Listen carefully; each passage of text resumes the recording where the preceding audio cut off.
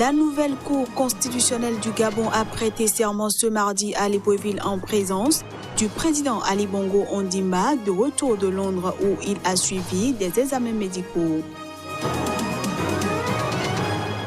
L'explosion accidentelle d'un camion-citerne bourré de carburant a semé la désolation ce mardi, en plein cœur de Bamako au Mali, faisant au moins 7 morts et une cinquantaine de blessés. Et puis au Malawi, la justice a reconnu ce mardi coupable des trafiquants d'ivoire, dont 2 Chinois et 3 de leurs complices africains.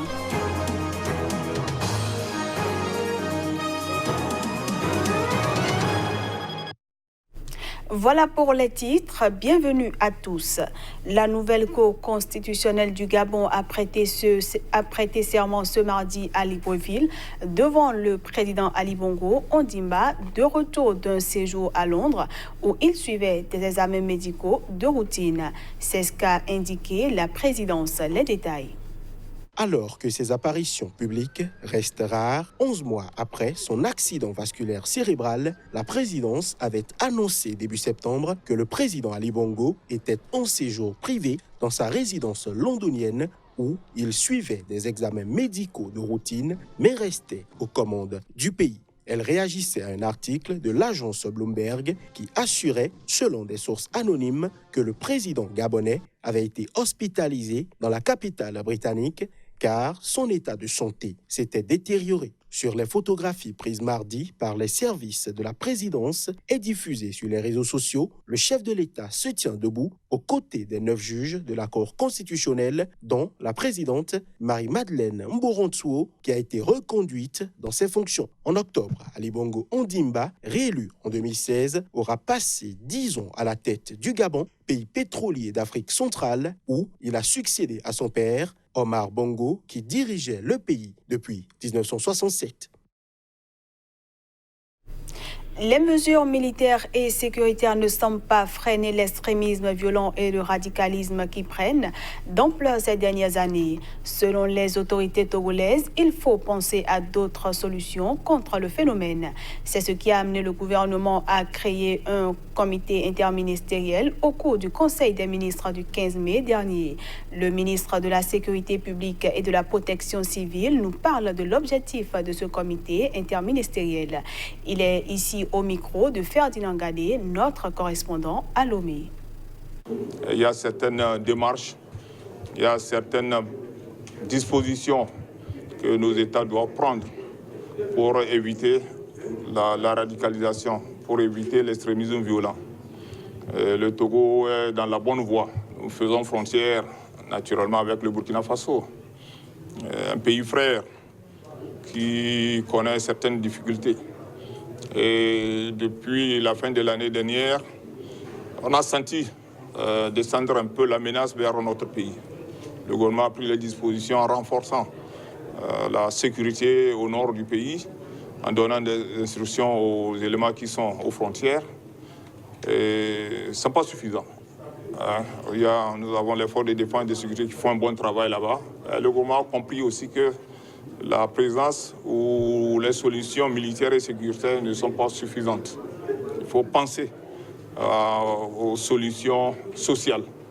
C'est ça d'ailleurs qui a motivé la création du comité interministériel, qui regroupe plusieurs catégories sociales, qui doit étudier, qui doit aller vers nos populations, écouter nos populations et apporter les solutions idoines aux différents problèmes qui sont les leurs. Au moins 7 personnes ont été tuées et près d'une cinquantaine blessées ce mardi dans l'explosion accidentelle d'un camion-citerne dans le centre de Bamako. Selon un bilan du gouvernement malien qui risque de s'alourdir vu l'état de certains blessés. Pour une raison encore inconnue, un camion-citerne a explosé en plein centre de la capitale malienne, plus précisément au quartier dit Badalabougou. Selon les autorités maliennes et des témoins, l'accident s'est produit en 2 temps. Tout d'abord, le camion chargé de 14 000 litres de carburant s'est couché sur le flanc à proximité d'une station-service et d'un hôtel sur une grande artère de la commune de Badalabougou. Ensuite, les personnes présentes, dont les passagers d'un bus, sont venues aider à redresser le camion-citerne puisqu'il y avait des gens coincés à l'intérieur. C'est en ce moment que l'explosion a eu lieu. Les passagers du transport en commun qui étaient là, ils sont venus aider le camion-citerne à pouvoir se redresser puisqu'il y avait des gens à l'intérieur du camion-citerne. C'est après cela qu'il y a eu une forte détonation. Il y a eu une explosion. Il y a des gens qui ont été brûlés au premier degré. Il y a eu beaucoup de morts et il y a eu aussi des blessés.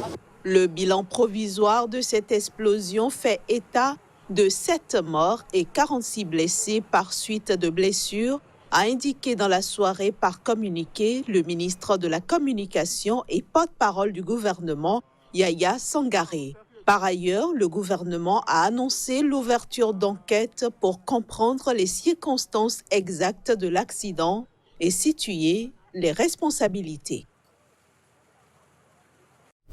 8 bébés ont été tués suite à un incendie qui a ravagé un hôpital dans l'est de l'Algérie. C'est la première fois que des enfants meurent après un incendie dans un hôpital, ont affirmé de mémoire plusieurs médecins. Les Algériens se sont réveillés ce mardi avec l'annonce d'un incendie dramatique. 8 nourrissons sont morts lorsque les flammes ont ravagé en pleine nuit une maternité du nord-est du Sahara algérien à plusieurs centaines de kilomètres de la capitale. Le feu s'est déclaré à 3h50, soit 2h50 GMT, dans l'hôpital mère-enfant, Oued Souf, localité proche de la frontière tunisienne. Nous avons réussi à sauver 11 nourrissons, des mamans et 28 employés de l'établissement, a rapporté un responsable de la protection civile, le capitaine Nassim Bernaoui, en précisant que tout l'établissement avait été évacué. Selon la télévision publique, une enquête préliminaire a déterminé qu'un court-circuit sur un appareil anti-moustique était à l'origine du sinistre dans un établissement qui avait été le théâtre d'un incendie il y a 16 mois. Cette information n'a toutefois pas été confirmée de sources officielles, y compris par le responsable de la protection civile. La protection civile a mobilisé des dizaines de camions pour venir à bout de l'incendie. C'est la première fois que des enfants meurent après un incendie dans un hôpital, ont affirmé de mémoire plusieurs médecins. Selon la télévision publique, de premières sanctions ont été prises contre le directeur de la santé de la Wilaya, le directeur de l'hôpital et l'équipe de garde, qui ont tous été suspendus par le ministre. Le procureur de la République d'Oued Souf a ouvert une enquête selon l'agence APS. Ce journal se poursuit au Malawi. La justice a reconnu ce mardi coupable 2 ressortissants chinois et 3 de leurs complices africains. Ils sont poursuivis pour un dossier emblématique de trafic de défense d'éléphants et de cornes de rhinocéros. Interpellés en décembre 2017 en possession de plus de 21 kilos d'ivoire et de cornes de rhinocéros d'une valeur estimée à $42 000 américains, 5 hommes dont 2 Chinois, 2 Malawites et 1 Zambien ont été reconnus coupables ce mardi par la justice du Malawi. Le tribunal de Lilongwe annoncera le 21 octobre prochain la peine infligée aux 5 accusés qui risquent une peine maximale de 30 ans de détention et de travaux forcés. L'ivoire et la kératine, qui constituent les cornes de rhinocéros, sont très prisés de la médecine asiatique pour leurs vertus prétendument curatives. Leur trafic provoque chaque année la mort de plus de 40 000 pachydermes, pour l'essentiel africains. Le directeur des parcs nationaux du Malawi, Brighton Kumchedwa, s'est réjoui du jugement rendu ce mardi. Ce sont les Chinois qui ont fait des dégâts dans le pays, en tuant des éléphants et des rhinocéros. Ils ont sali le nom du Malawi en faisant un pays qui ne respecte pas la faune, a-t-il estimé. En ce qui la concerne, la patronne de l'Environmental Investigation Agency, ONG basée à Londres, a elle aussi salué la décision. Le jugement intervient quelques jours avant une visite du prince Harry au Malawi, où il doit soutenir, entre autres causes, la lutte contre le braconnage et la défense de la faune sauvage. On passe cette fois-ci à la revue de presse Afrique.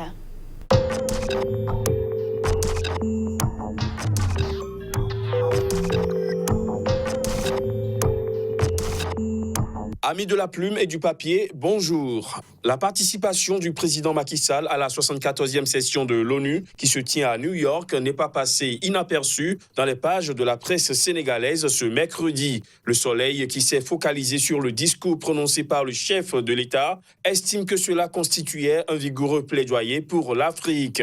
Le journal nous apprend qu'à travers cette allocution, le président Macky Sall a ardemment appelé à la réconciliation entre Israël et la Palestine en guise de solution contre le terrorisme et l'extrémisme violent et pour la paix dans le monde. C'est ce que le quotidien LAS traduit à sa une par lutte contre l'extrémisme violent et le terrorisme. Macky soumet la recette à ses pairs. Concernant la participation du président sénégalais à la 74e Assemblée générale des Nations Unies, Réumi Quotidien nous donne à lire en titre « Assemblée générale des Nations Unies, Macky vend le plan d'action prioritaire ». Walf Quotidien rapporte que cette visite à New York du chef de l'État sénégalais a été plutôt mouvementée. Le journal nous informe de ce que des Sénégalais ont brocardé Macky. Pendant ce temps, le Témoin Quotidien explique à travers ses lignes comment l'ambassadeur Momar Diop a été mis en quarantaine dans le cadre de l'accueil de Macky Sall à New York.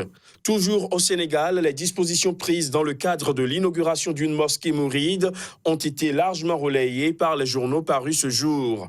Inauguration de la mosquée Massalikul Jinan, 1600 policiers déployés selon Le Quotidien, Enquête Plus.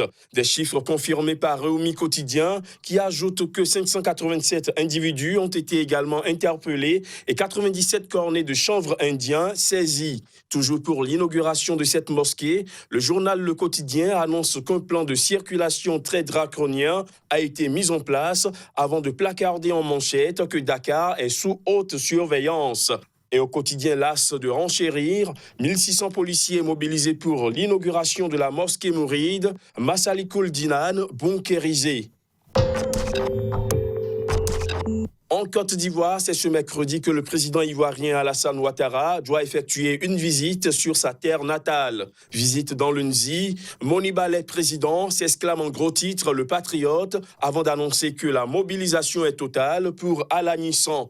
Fraternité Matin qui nous apprend qu'un conseil des ministres doit se tenir ce jour même à Dimbokro, souligne que Bokanda, Kwasi Kro et Dimbokro sont déjà en effervescence en attendant l'arrivée du président Ouattara. Le Jour Plus, pour sa part, nous propose de lire à travers ces colonnes ce que les populations de Bokanda, Kwasi Kro et Dimbokro attendent de cette visite du chef de l'État. Fin de cette revue de presse. Demain est un nouveau jour.